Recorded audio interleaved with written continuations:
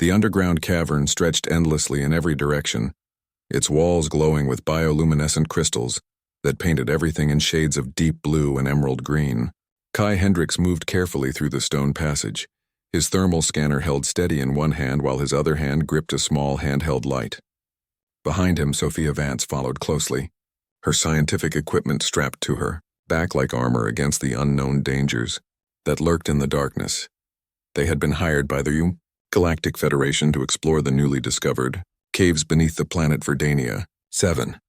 The government wanted to know if the planet could support human colonization, but they needed all the biological data first. Sophia was the dragon specialist, brought in because ancient legends spoke of creatures that lived in these depths. Most people dismissed the stories as myth, but Sophia believed that where there was legend, there was often truth hiding beneath layers of time.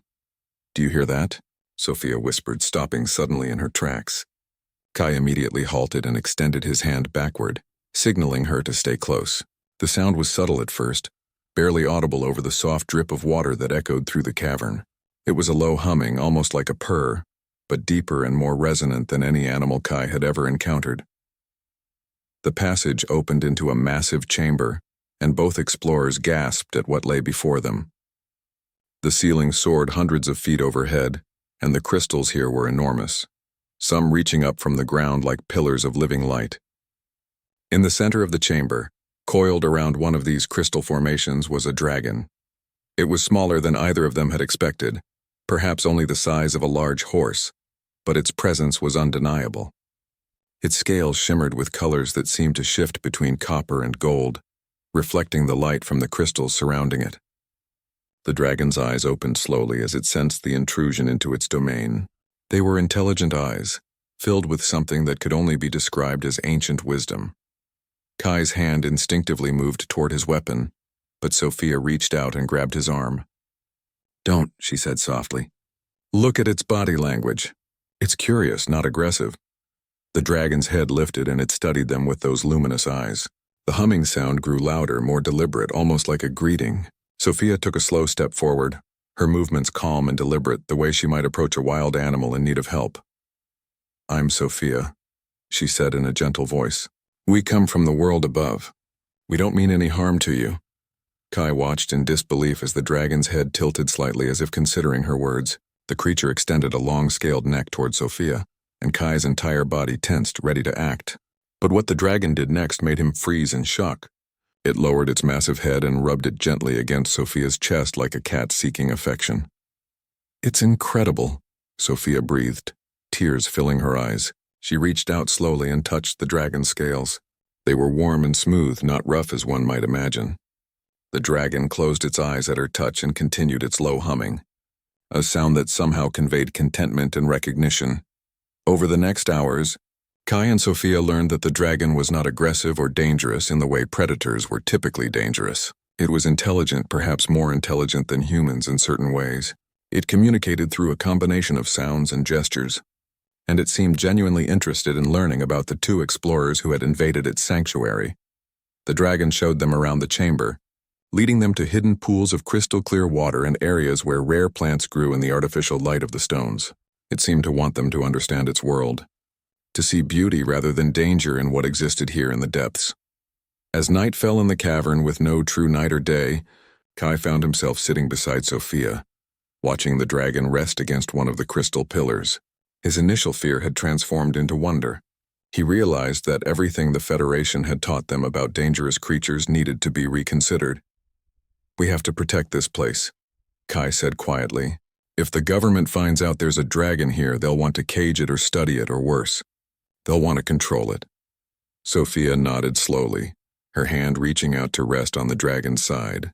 The creature opened one eye and made a soft chirping sound, almost like it was acknowledging the conversation about its fate.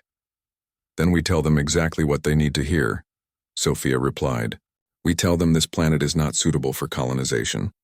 We tell them the ecosystem is too fragile, that there are creatures here that require protection. We make sure that when we leave this cave, we leave as its guardians, not its discoverers." The dragon shifted and rested its head near them. In that moment, in the glowing light of the crystal cavern, an unlikely bond was forming. Three beings from different worlds coming together not through force or conquest, but through understanding and compassion. 3 months had passed since Kai and Sophia discovered the dragon in the crystal cavern. They had returned to the surface and submitted their report to the Federation, exactly as they had promised. The planet Verdania 7 was designated as protected, a natural preserve where certain species would be left undisturbed. No human colonization, no interference. The dragon's home was safe, at least for now, but Kai and Sophia could not stay away. They had requested extended research assignments, claiming they needed to gather more biological data about the unique ecosystem. The Federation granted their request without hesitation. Few scientists had the opportunity to study such a pristine, untouched world. When they returned to the cavern, the dragon was waiting for them at the entrance as if it had known they would come back.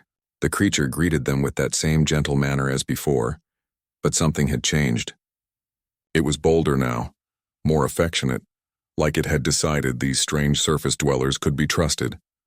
The dragon led them to a series of tunnels they had not explored before. Deep within, they discovered an entire network of chambers, each one serving a different purpose. There were areas where the dragon hunted, catching luminescent fish from underground rivers. There were sleeping chambers lined with soft moss and heated by thermal vents in the earth. And then there was a chamber that seemed to be a gathering place, for there were signs that suggested multiple dragons had lived here at some point in history. "It's the last of its kind," Sophia said, running her hands along ancient claw marks on the stone. "Look at these marks. Some of them are centuries old. This place was once filled with dragons." The creature stood beside them and made a mournful sound, a long, low note that echoed through the chamber and seemed to carry the weight of ages. Kai understood then that the dragon was not just intelligent, it was conscious of its own solitude, aware that it was alone in a world that once held many like itself. That night, Sophia made a decision that would change everything. She began to teach the dragon about the surface world. She brought up images on her portable device, showing it pictures of forests and oceans, of mountains and cities, of humans and their civilizations. The dragon watched intently, processing each image with deep focus. Kai wondered if she was making a mistake, preparing this creature for a world it could never belong to. But as he watched Sophia work, he understood that she was doing something more important. She was giving the dragon hope, showing it that there was more to existence than the lonely depths of the cavern.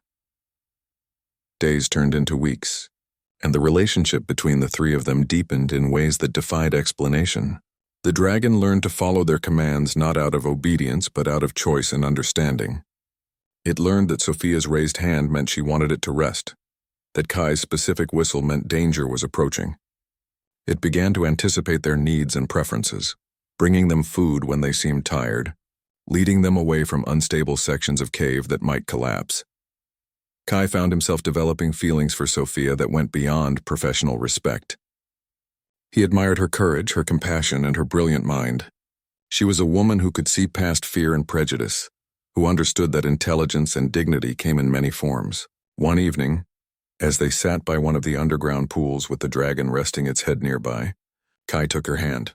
"I want you to know," he said, "that I never believed the stories about dragons being monsters. But since I've known you, I've realized I was wrong about something else too. I've been too focused on the mission, too concerned with protocols and procedures, but you showed me something more important. You showed me that some things are worth risking everything for." Sophia looked at him with surprise, then smiled. "I was beginning to wonder if you would ever say something like that," she replied softly. "I've been trying to be professional this whole time, but honestly, I can't imagine leaving this place without you." The dragon made a sound that could only be described as contented, and both humans laughed. It was as if the creature understood their feelings and approved of the bond forming between them. The message came through on the emergency channel just when Kai and Sophia had begun to believe their secret was safe. A new expedition was being sent to Verdania 7. The Federation had decided that despite their report recommending protection, additional surveys needed to be conducted. A team of military personnel and government scientists would arrive in 2 weeks. Kai and Sophia knew exactly what this meant. The dragon's sanctuary would be invaded. Its habitat would be examined, catalogued, and eventually exploited. Everything they had worked to protect would be threatened. That night, they gathered in the main chamber with the dragon and made an impossible decision. They could not leave the creature to face the Federation alone. The military would capture it, study it, and quite possibly kill it if it showed any resistance. There was only one option. They had to take the dragon to the surface. It will never survive, Kai said, though he was already gathering supplies as he spoke. We don't know how its body will adjust to different atmospheric pressure, different gravity, different light patterns. Then we make sure it does survive, Sophia replied with determination. We find somewhere remote, somewhere the government cannot reach. We give it a chance at a real life instead of letting it die in a laboratory. The dragon seemed to understand what was happening. It became unusually still, almost contemplative, as if it was preparing itself for a great journey. Sophia spent hours with it, explaining what would happen, using her device to show images of the world above. She wanted to prepare the creature mentally for what was to come. They waited until the night cycle of their chronometers, when their camp was quietest. The ascent through the cavern system took hours. The dragon moved with careful precision, guided by Kai and Sophia through passages that grew progressively more narrow and difficult. Several times the creature seemed to falter, and Kai feared that the effort would be too much. When they finally emerged into the open air above ground, the dragon gasped. It had never known anything like the vast sky, the infinite expanse of open space.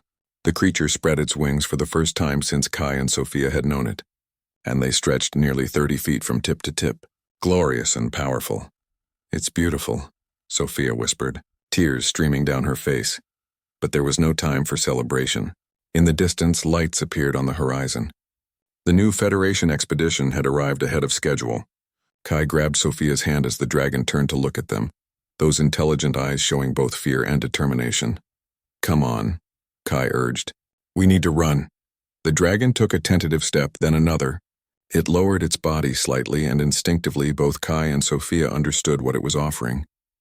They climbed onto the creature's back, settling between its wings.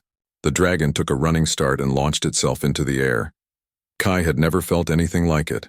The moment of liftoff, the sensation of Earth falling away beneath them. The dragon flew with surprising grace, its wings catching currents of air that guided it across the landscape. Below them, the Federation vehicles raced across the terrain, trying to follow their trajectory, but it was hopeless. Nothing the humans had could match the speed and maneuverability of a flying dragon. As they soared over forests and mountains, Kai looked at Sophia and saw pure joy on her face. She was laughing, a sound of freedom and exhilaration. He squeezed her hand and she squeezed back, both of them understanding that they had crossed a point of no return. The dragon flew toward a distant mountain range, toward uncharted territory where the government's reach could not follow. They would find shelter among those peaks, they would build a new life, and they would protect the dragon that had become not just their companion, but their reason for existing. As the sun rose over the horizon, painting the sky in shades of gold and crimson, the three of them flew together into an uncertain but hopeful future, proving that sometimes the greatest discoveries are not about conquering the unknown, but about finding connection across the boundaries that separate different worlds.